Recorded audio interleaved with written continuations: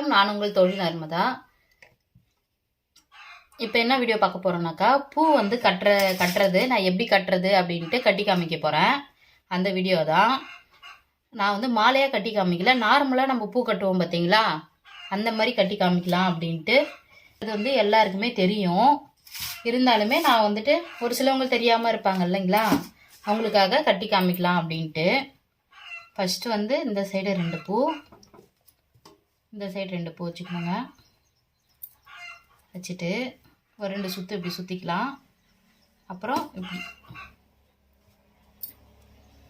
இங்கே பாருங்கள், கை இப்படி வந்துட்டு இப்படி இப்படி இந்த சைட்லேருந்து இப்படி எடுத்துகிட்டு போயிட்டு இப்படி எடுத்திங்கனாக்கா இப்படி வரும்.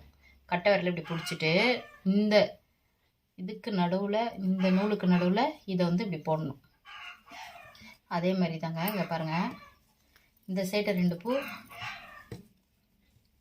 இந்த சைடு 2 பூ எடுத்து வச்சுட்டு ஒரு சுற்று சுற்றி இப்படி கீழே இருந்து இப்படி எடுத்து இந்த நூல் இருக்குது பார்த்தீங்களா, அதை இந்த கையால் இது உள்ள இப்படி வச்சு இப்படி ஒரு நாட் போடணுங்க. அவ்வளோதான். இன்னொரு தடவை கட்டி காமிக்கிறேன் பாருங்கள். இந்த பூவை மேலே கீழே 2 வச்சு ஒரு சுற்று சுற்றி இப்படி கையால் எடுத்து இந்த நூலை வந்துட்டு இதுக்குள்ளே இப்படி வச்சு ஒரு நாட்டு போடணும். இது வந்து ஈஸியாக இருக்குங்க. மேலே 2 கீழே 2 பூ வச்சு ஒரு சுற்று சுற்றி இப்படி கீழே இருந்து இப்படி எடுத்திங்கனாக்கா இப்படி இந்த 2 விரல் இப்படி, இந்த கட்டை விரல் இந்த நூலை இப்படி பிடிச்சிக்கணும், இந்த கட்டை விரலால் இந்த இடத்துல, அப்போ தான் அது நிற்கும்.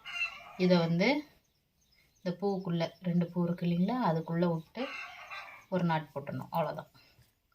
ரொம்ப ஈஸி தாங்க இது. நீங்கள் வந்துட்டு நான் இது நியூஸ் பேப்பர் இல்லைனாக்கா பச்சை இலை ஏதாவது வச்சு நீங்கள் இது மாதிரி கட்டி நீங்கள் ஒரு பார்த்தீங்கன்னாக்கா உங்களுக்கு வந்து வந்துடும்.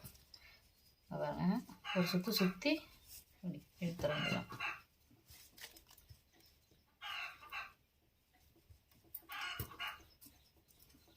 பாருங்க, ஒரு சுற்றி சுற்றி எடுத்துட வேண்டியதான்.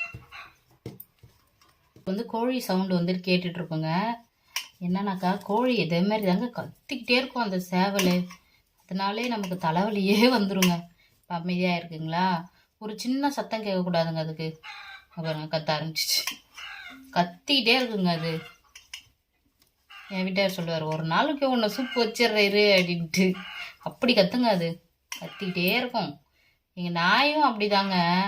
வெளியில் ஒருத்தவங்க வந்து நடக்கக்கூடாது, போகக்கூடாது, நம்ம வீட்டுக்கு முன்னாடி வந்து யாரும் நிற்கக்கூடாது, கத்திக்கிட்டே இருப்பான் டாமியும்.